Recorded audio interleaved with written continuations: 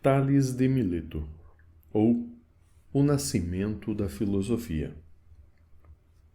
É possível que em um momento de serenidade, quem já atingiu uma idade avançada e sente o seu fim aproximar-se, comece a recordar o princípio da sua vida. E isso também ocorre com a filosofia. Ela já tem 2,5 milênios de vida. E não são poucos os que profetizam sua morte iminente. Quem pratica filosofia hoje pode, por vezes, ter o sentimento desagradável de ocupar-se com algo entediante e ultrapassado. Dessa sensação pode surgir a necessidade de se transportar ao passado. À procura do princípio, quando a filosofia ainda era jovem e cheia de vigor. Mas quem investiga a hora de seu nascimento cai num estado de perplexidade. Não existe nenhum cartório de eventos espirituais, muito menos um que tenha arquivos tão antigos em que se possa encontrar o registro daquele nascimento. Ninguém sabe ao certo quando a filosofia veio ao mundo. Seu início perde-se na noite dos tempos. Diz uma antiga tradição que a filosofia teria começado com Tales, um homem inteligente da cidade mercantil de Mileto, na Ásia Menor. Tales teria vivido no século VI a.C. e teria sido o primeiro, entre todos os homens, a filosofar. Mas nem todos os estudiosos concordam com isso. Alguns chamam atenção para o fato de já se encontrarem ideias filosóficas entre os antigos poetas gregos. Assim, fazem de Hesíodo, ou mesmo de Homero, os pais da filosofia. Outros recuam ainda mais no tempo e afirmam que já entre os povos orientais havia uma espécie de filosofia, bem antes de um povo grego vir à luz da história. Mais radical ainda, é um estudioso do começo do século XVIII, membro da Academia Berlinense de Ciência, Jacob Brucker, ou, de acordo com o costume da época, Jacobus Bructerus. Ele escreveu uma volumosa obra em latim com o título História Crítica da Filosofia, do berço do mundo até a nossa era. Segundo esse estudioso, o princípio da filosofia remonta aos tempos primordiais, ao berço, ou, como também se pode traduzir a palavra latina, as fraldas da humanidade. Assim, encontra-se na folha de rosto do primeiro volume uma figura de uma paisagem pré-histórica, como um urso primitivo mordendo a pata esquerda. Acima, lê-se a inscrição Ipse alimenta sibi, ou seja, ele se alimenta de si mesmo. Provavelmente isso significa que a filosofia não necessita de nenhuma alimentação estranha, de nenhuma ciência ou arte precedente, pois é autossuficiente. Resumindo, a filosofia nasce de si mesma e, aliás, no tempo em que a humanidade ainda usava fraldas. Por isso, em sua procura pelas origens da filosofia, Jacobus Bructerus tem de recusar mais e mais, para antes dos gregos, dos egípcios e babilônios, sim, mesmo antes do dilúvio, até a época entre Adão e Noé, quando a humanidade dava seus primeiros passos. Assim chamava-se a primeira parte da sua volumosa obra, Filosofia Antediluviana. Mas Bructerus não se detém nem mesmo aqui.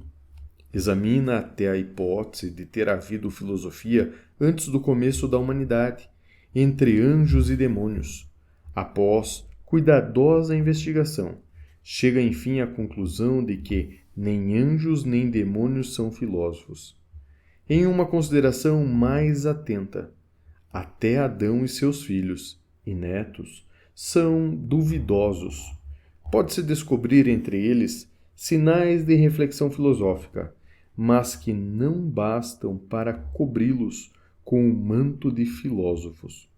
Brúcteros é da opinião, por exemplo, que Adão não teria tido nenhum tempo para especulações filosóficas, pois quem tivesse de se ocupar o dia inteiro com as necessidades do seu corpo e, como diz a Bíblia, de ganhar o pão com o suor do seu rosto, não teria cabeça para pensamentos profundos. O primeiro historiador da filosofia, o grande Aristóteles, também pensa de modo parecido. A ciência e a filosofia, segundo ele, só poderiam ter começado quando as necessidades exteriores tivessem sido satisfeitas em certa medida, e os homens dispusessem de tempo ocioso para outras coisas, o que teria ocorrido pela primeira vez no Egito, especialmente entre os sacerdotes. Por isso, teriam inventado a matemática e a astronomia, mas a filosofia, em sentido próprio, só teria surgido com os gregos, mais precisamente com o ócio, que um grande mercador da rica cidade de Mileto podia desfrutar. Assim, Aristóteles chega ao ponto que, desde então, considera-se o início da filosofia, o filósofo Tales de Mileto. Sobre a vida e o caráter de Tales, não se sabe com certeza muitas coisas. Aristóteles apresenta-o como um inteligente e, por assim dizer, astuto homem de negócios. Certo dia, percebendo que a colheita da oliva prometia ser especialmente abundante, Tales adquiriu todas as mós de azeite disponíveis e as arrendou a um alto preço. Naturalmente, não se sabe se essa história é verdadeira. No entanto, é certo que Tales se ocupa com coisas da política, voltando-se depois para a matemática e para a astronomia. Neste campo, torna-se um homem famoso, prevê um eclipse solar e o céu faz-lhe o favor de, exatamente no dia previsto, deixar que o sol realmente se obscurecesse.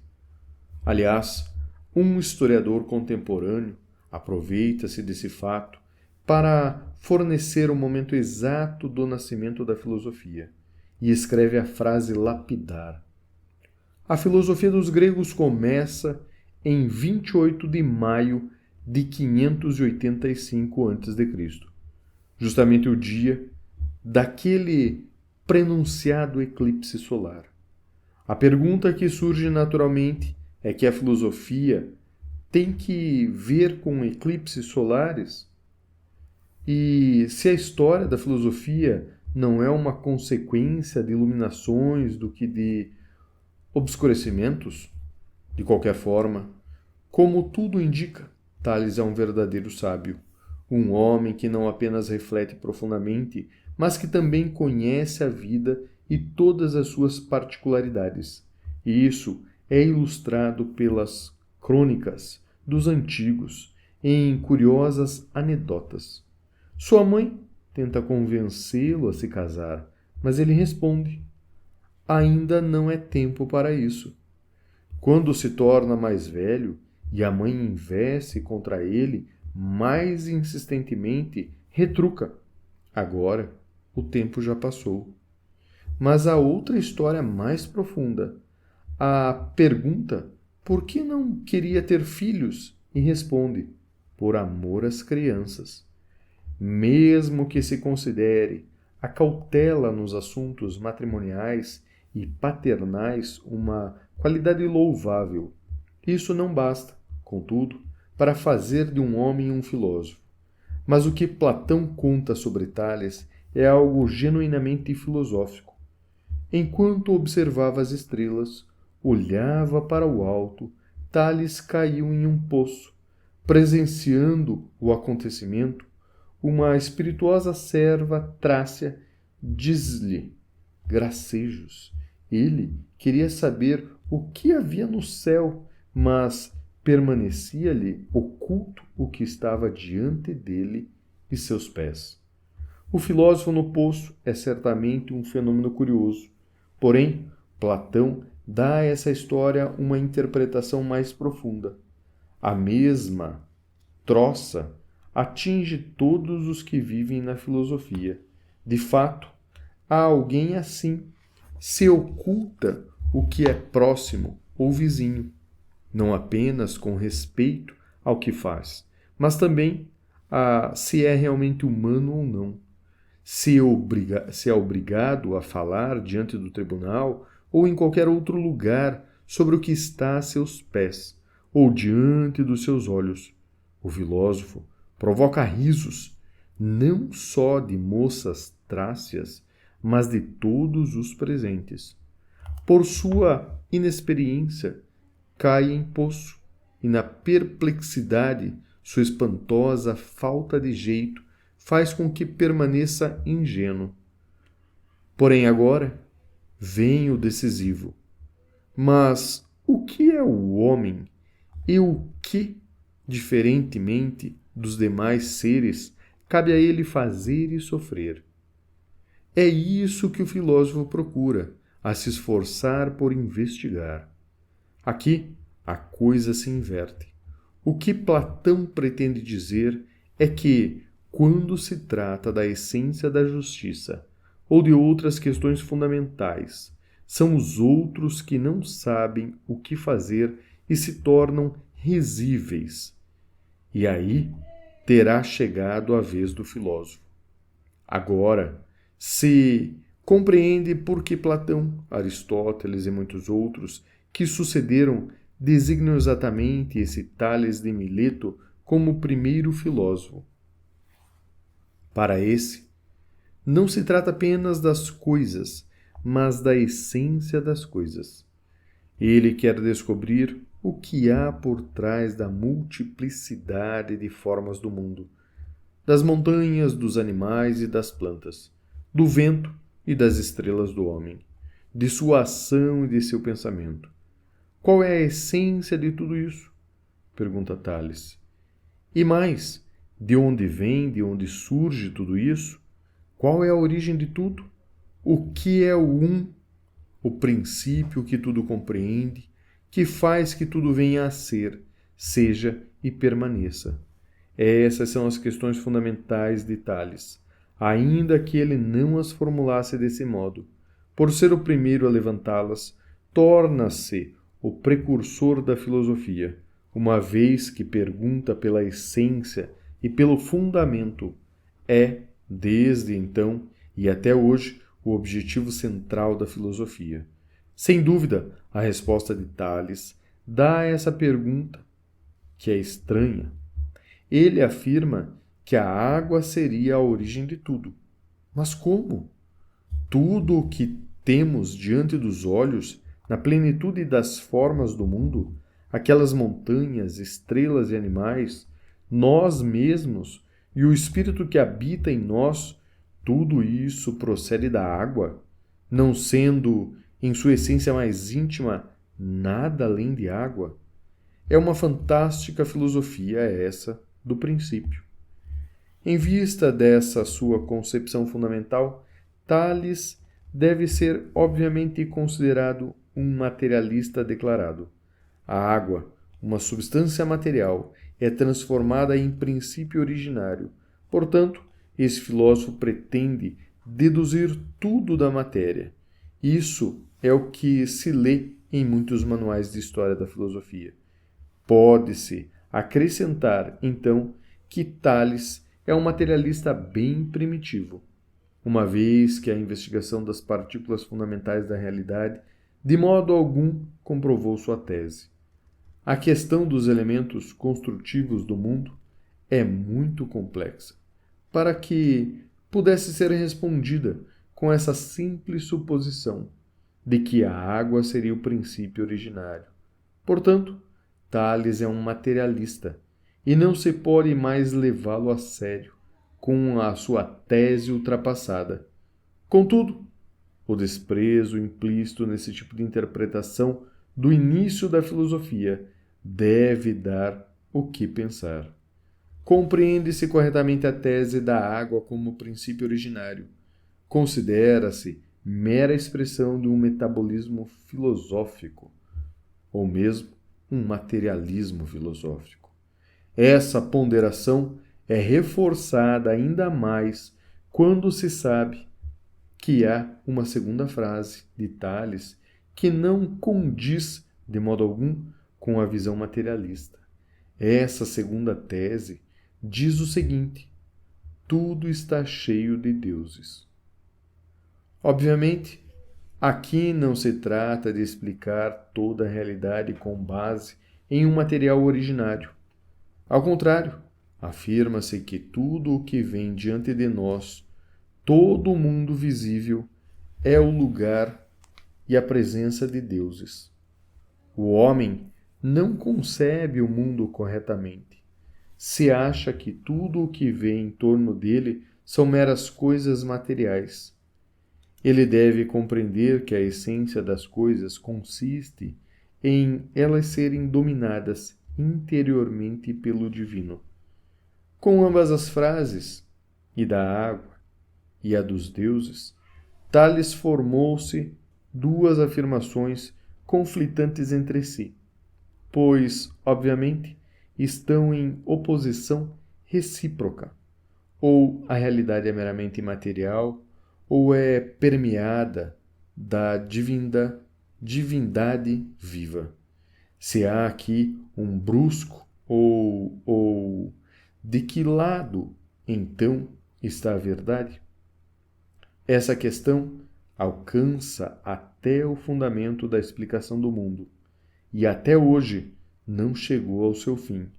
Ainda se trata das discussões filosóficas de se o mundo deve ser compreendido com base em um dos princípios puramente materiais, ou se nós devemos supor que as coisas sejam sinais visíveis de algo mais profundo, sendo o mundo a expressão de um princípio divino que o domina, ou talvez a criatura de um Deus criador.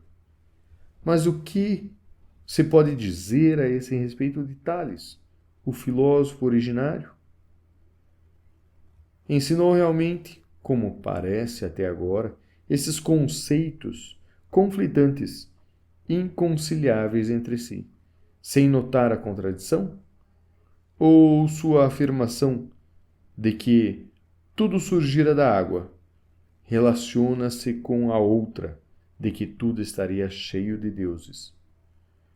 Essa incompatibilidade não se deve apenas ao fato dessa tese e de todas as outras coisas se originarem da água, ser interpretada no sentido das ciências naturais modernas como uma hipótese sobre a substância material originária, e que, por isso, não se entende o verdadeiro sentido que tinha na época em que foi formulada.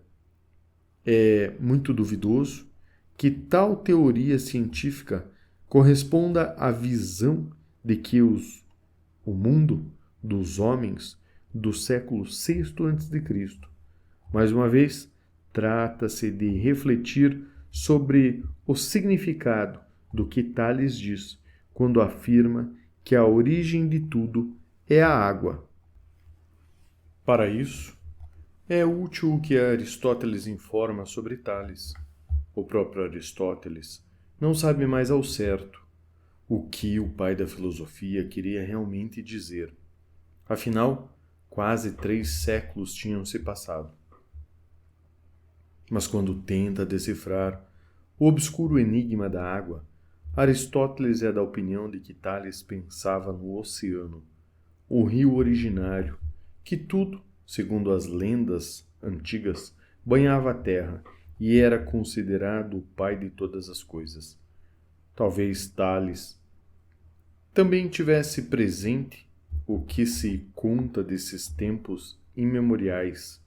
Quando fazem um juramento, os deuses invocam o Estige, o rio da morte, que separa o reino dos vivos do reino das sombras. Porém, continua dizendo Aristóteles, esse juramento é o que há de mais sagrado. Portanto, quando interpreta a frase de Tales. Aristóteles evoca um antiguíssimo saber mítico sobre o oceano e o extingue, o lendário rio originário que Aristóteles quer indicar. E é sobre a mágica da sacralidade, do juramento. Agora, fica clara a direção de Aristóteles. Quando fala de água, Tales não pensa em uma substância material originária, mas em uma mítica potência do originário, a divindade da origem. Desse modo, esse pensamento é perfeitamente compatível com a segunda tese de Tales, segundo a qual tudo está cheio de deuses. Mas essa não significa que aqui esteja um pedaço do Apolo e ali um de Zeus. Na verdade, significa que tudo o que é permeado e dominado por forças divinas. Quando filosofamos, não podemos considerar o mundo simplesmente como um aglomerado de coisas, umas ao lado das outras. Contrariamente, o mundo é regido por um princípio unitário, uma divindade poderosa, a qual dá origem e sustentação a tudo o que é. Mas por que Tales vê justamente na água a divindade da origem? Segundo Aristóteles, a razão disso reside no fato de que todos os seres vivos nascem e se mantêm com vida, por serem embebidos de água. Do mesmo modo que a água dá vida às coisas, assim também se passa como fundamento divino originário. Vivifica tudo o que penetra.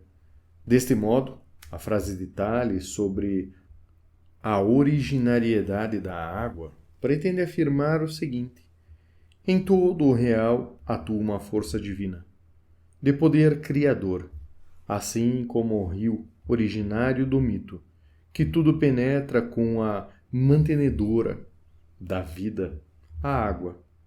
Tudo isso é decisivo para o entendimento da natureza originária da filosofia.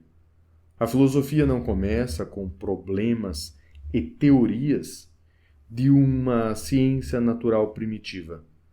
Para ela, trata-se de conservar em uma época em que a força do mito começa a desvanecer-se, justamente o que o mito tinha de importante, mas conservar de uma forma modificada, ou seja, como pergunta explícita pelo originário e pelo divino. Porém, o que a filosofia incipiente pode adotar do mito? Justamente o que Tales expressa com suas enigmáticas palavras. O mundo possui uma propriedade. Os antigos mitos dos gregos seriam entendidos de modo muito superficial se fossem tomados apenas como curiosidade histórica de certos seres fabulosos chamados deuses. Quando falam de seus deuses, os gregos visam a profundidade oculta da realidade, tendo experimentado a realidade do conflito que transpassa todos os domínios do mundo, chamando-no com o nome de Deus Ares, tendo a existência do silêncio demoníaco do meio-dia, dão-lhe o nome de Deus Pan. Desse modo, querem dizer que todo o real se funda no divino, cuja presença é o proprietário real da realidade. Daqui parte a filosofia. Contudo, não pode mais aceitar as histórias míticas em sua imediação. A filosofia começa em um tempo em que as representações religiosas se tornam problemáticas e no qual o homem compreende que precisa perguntar e refletir por si mesmo. Mas a filosofia também se empenha em não perder no curso dessas perguntas e reflexões a verdade oculta no saber mítico e religioso. Assim, descobre-se que a verdade antiga é perene e que todo o real não apenas tem uma face superficial, mas é permeado e dominado por algum tipo mais profundo. Investigar essa profundidade é, desde essa época, a paixão da filosofia. Ainda hoje, a situação da filosofia é a mesma que o seu princípio. Continua debatendo o saber religioso. Sobretudo hoje, subsiste o perigo de que, em sua postura de defesa contra essa forma de saber, a filosofia chegue a uma interpretação do mundo para a qual só existem coisas materiais. Mas se deixar-se levar por isso, a filosofia perderá o que possuía em seu início: a tenacidade de sondar a profundidade e a origem. Conserva-se essa capacidade sem se abandonar a uma mera crença, mas permanecendo investigação das origens. Ainda hoje, essa é a tarefa da filosofia. Sem dúvida, é uma grande e difícil tarefa. À primeira vista, o mundo não parece ter nada de sua origem divina. O que observamos é um trágico contraste entre nascimento e morte, entre surgimento e desaparição. Como se pode aceitar que tal realidade contraditória seja fundada no divino, que imaginamos eterno e acima do conflito entre surgimento e desaparição? Como pode o eterno ser o fundamento do transitório? Esse tipo de pergunta é que caracteriza a reflexão filosófica desde o seu princípio, a experiência básica do homem grego, e simultaneamente toda a sua beleza. O seu maior sofrimento diante do mundo consiste em que o real, com toda a beleza, está sob constante ameaça da morte e do aniquilamento. Mas o espírito grego não se limita à muda resignação diante desse aspecto do mundo, empreendendo a tentativa apaixonada de conceber a fatalidade do mundo transitório mais profundamente sob os aspectos do divino. É justamente isso que acontece no começo da filosofia grega. Quando vê a imagem na água, a origem divina do mundo, Tales pretende responder à pergunta sobre a origem eterna e transitória, mesmo permanecendo sempre a mesma. A água mostra-se continuamente em forma diferente, ora vapor, ora gelo, neve, e ora como riacho e mar. Manifesta-se em diversos modos, mas permanece, ainda assim, a única e a mesma. Isso também se dá com o divino. Ele é eterno e sempre igual a si mesmo, mas também se transforma. Justamente por isso, é capaz de dar a origem ao que passa continuamente pelo processo de surgimento e desaparição do mundo real. O grande discípulo de Tales, Anaximandro, reflete sobre isso ainda mais profundamente. Com base nas poucas informações que se tem dele, conclui-se que justamente o surgimento e a desaparição são o ponto de partida da sua filosofia. O fato de uma coisa existir e depois desaparecer, de nós mesmos nascermos e morrermos, enfim, de o mundo inteiro ser um monstruoso palco de nascimento e morte.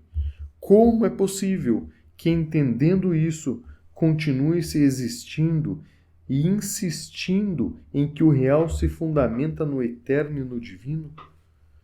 Refletindo desse modo, Anaximandro chega a uma grande e grandiosa interpretação da realidade. Segundo ele, o fato de que uma coisa pereça não é acidental, mas penitência e expiação de uma falta. Morrer significa expiar uma culpa, mas em uma consistente. O que seria essa culpa? Toda coisa tem a tendência de continuar existindo, além do que lhe corresponde. Com isso, torna-se culpada diante de outras coisas, uma vez que ocupa o espaço delas, tolhendo-lhe a possibilidade de vir a existir. Na visão de Anaximandro, o mundo inteiro é um grande campo de batalha pelo ser.